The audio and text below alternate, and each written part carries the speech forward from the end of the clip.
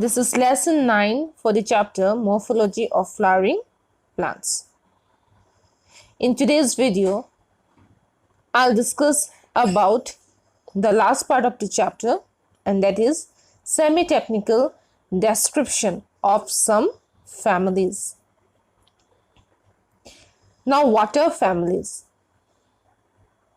As you know that in the first chapter itself, I have discussed about the classification pattern of different living organisms. And in that comes the plant kingdom, and the plant kingdom, it is divided into 5 divisions. And the last part of the division, of which is the most evolved plants on the surface of earth now, are the angiosperms. Now these angiosperms, they are again classified into many classes, orders, families, genus and species. So as you know that species, that is a specific or the smallest unit of the classification. But during this whole process of classification, an important part of the plant body, that is the flower, is studied. And on the basis of that, a family is a related genera, and these related genera, they have some common features which are placed in the taxonomic category, which is called as family. So in this video, I'm going to discuss about 3 different families where the flowers, they have some differences, and these differences that will be cited with the help of the terminologies that were discussed during the discussion or description of the flower and its related parts, that is calyx, corolla, androecium and gynoecium. And from the last video, that how a flower can be represented without such description, that is with the help of a formula which is called as the floral formula, and with the help of a diagram that is called as the floral diagram. So let's discuss about the families now. The first family is Liliaceae. As you know that CEAE, that is applied as a suffix to every family. So this is Liliaceae, commonly called the lily family. So is a characteristic representative of monocotyledonous plants. It is distributed worldwide. Normally in this family, the other species are Allium cepa, that is onion, garlic, asparagus, gloriosa, smilax, lilium, tulip, etc. Now their vegetative characters, that means about the roots, leaves, etc., stem, etc. So the vegetative characters are perennial herbs with underground bulbs, corms or rhizomes. So they have some underground modification of their stem part, and they are perennial herbs. And their leaves, they are mostly basal. That means it arises just from the base. They do not have a much erect stem, alternate. So their phytotaxis is alternate here. The leaf shape, that is linear, exstipulate. They do not have any kind of stipules with parallel venation. That means their lamina, they have parallel venation. As we know that the monocotyledonous plants, they have parallel venation. So these are few terminologies that is written for the nature of the plant and about the especially about the stems and the leaves. Now let's come to the flower. The floral characters that is related to flower and the inflorescence. So here the inflorescence in case of the family Liliaceae, that means all the members, onion, garlic, aloe, gloriosa, tulip, etc., they will have the solitary or cymose type of inflorescence and often umbellate cluster. So they will be the umbel type. That means they will be like that of a umbrella in their occurrence, but they will all be solitary or they will be cymose. Then comes the flower character. So here we just write the terminologies. First is bisexual. I hope all of you have understood this term, that both the male and the female reproductive part that is present in the same flower. Actinomorphic, they can be divided into 4 equal parts by cutting it in 2 equal planes. Then if I add some more characters over it, then they will all be bracteate, they are trimerous, they are hypogynous, and they are showy. That means they can attract the insects or animals quite well because of their vibrant colors. Then next come to the perianth. So here we don't find calyx and corolla. Here the calyx and corolla, they fuse with each other and that forms perianth. So perianth, the individual unit, that is called as tepal. So tepal, that is 6 in number. That means 3 on the upper side and 3 over the lower side. As I have said that these are trimerous flowers and often united into tube, and their estivation is velvet. Then comes androecium. Androecium, here the stamen, it is 6. Again, same again, 3 plus 3. That means it is diadelphous and they are all epitepalous. That means it is united with the tepals. Then comes gynoecium. Here it is tricarpillary. As I have said in the flower, that if a flower that is trimerous, then all their parts, they will be either 3 or it will be multiple of 3. So gynoecium, it is tricarpillary. Syncarpus, that means here the carpels, they will be fused with each other and it forms the same bundle. Ovary superior, that is, it is hypogynous in its occurrence. Trilocular, if it is tricarpillary, then definitely there will be 3 locules inside the ovary. Trilocular with many ovules, and it have axial placentation. So fruits, here they are called as capsule and rarely berries, and the seed, it is endospermous.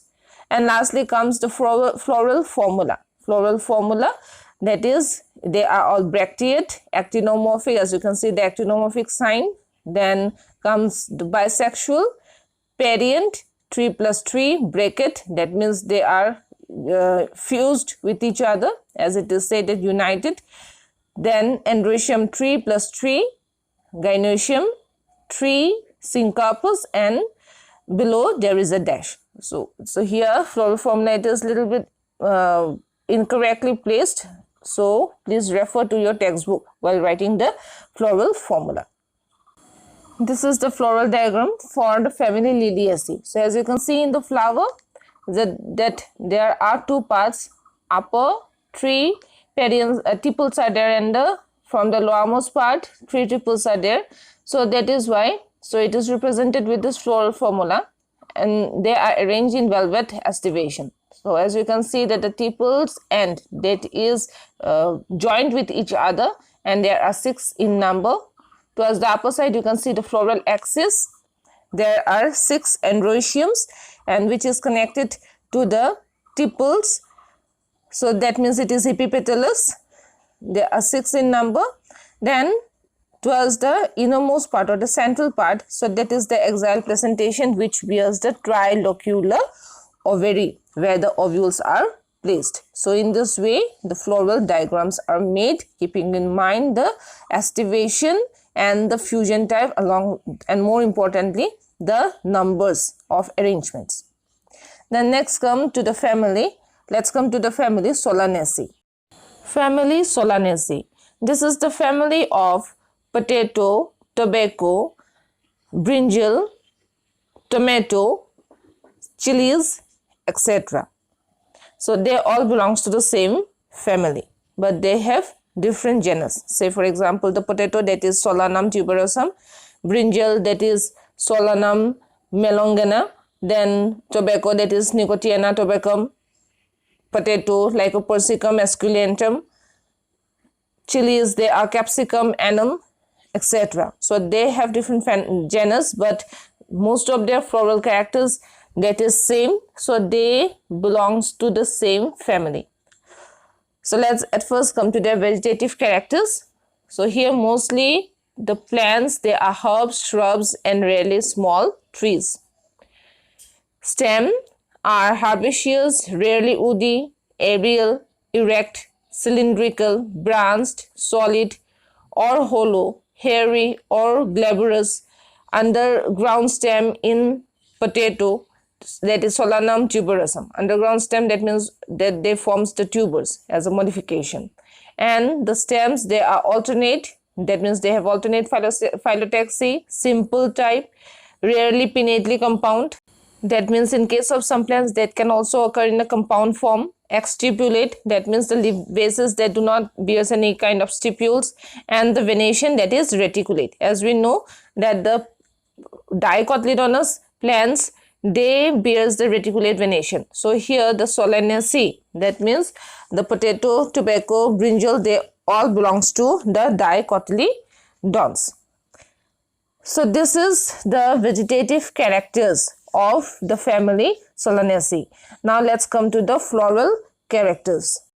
The floral characters are inflorescence. The flowers, they are generally solitary or axillary, or the inflorescence, it can be of a cymose type, as in case of Solanum, that they bears the cymose type of inflorescence. Otherwise they can be solitary, axillary. That means the flowers, it origins from the axillary position.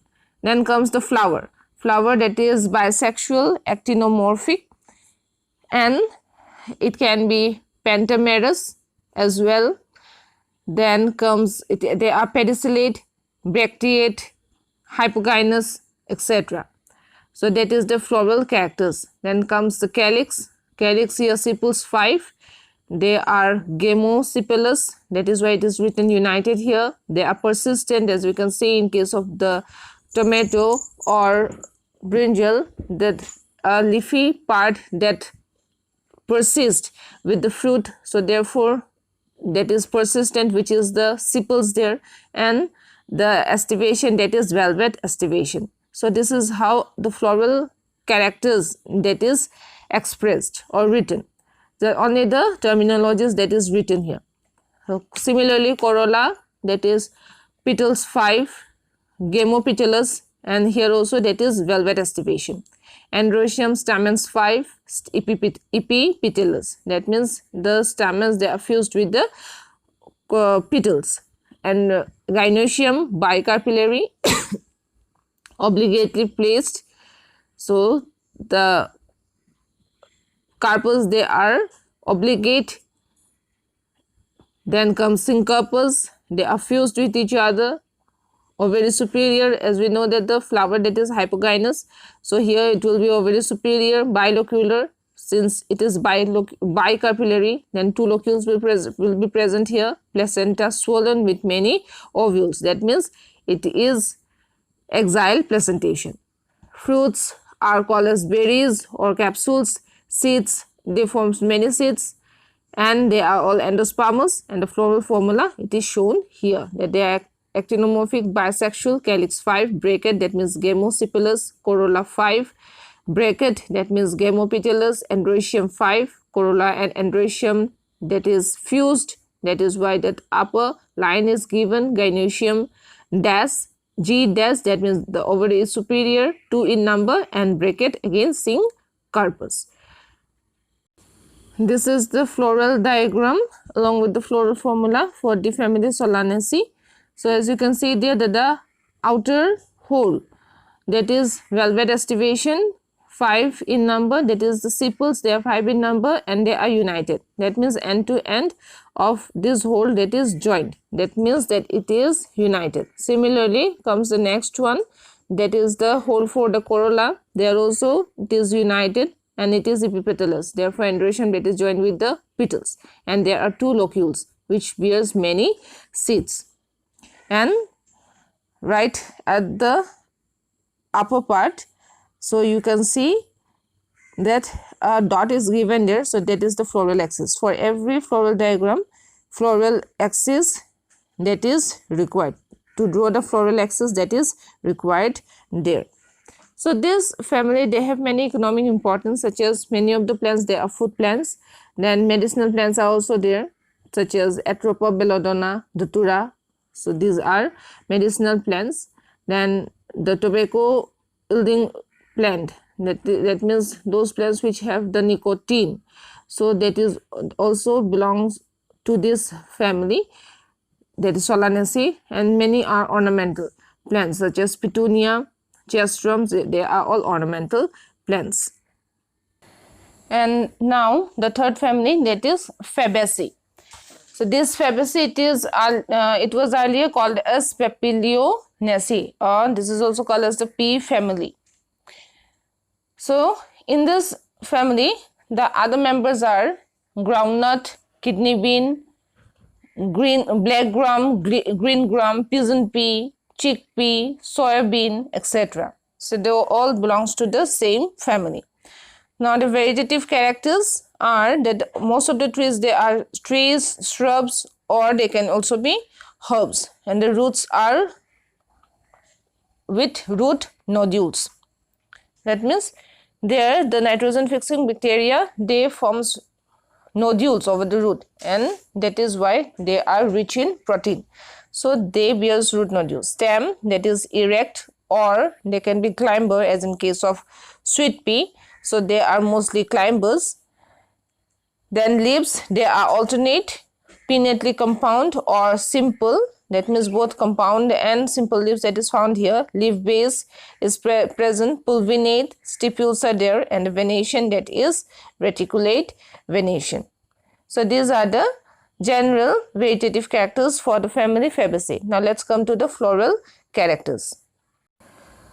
Now comes the floral characters for the family Fabaceae. Inflorescence racemose, flower bisexual, zygomorphic, they are hypogynous, and pentamerous. Corolla, petals 5, polypetalous, papilionaceous, consisting of a posterior standard, 2 lateral wings and 2 anterior ones, forming a keel enclosing the stamen and the pistil, and the estivation, that is vexillary. So as you can see in the picture here, that there is a bigger petal, so that is called standard or vexillum. Then there are 2 lateral petals which are slightly curved, and these are called as the wings. And the 2 most anterior petals, that means with the petals which are there towards the inner side, and they are both shaped, and they are called as the keel.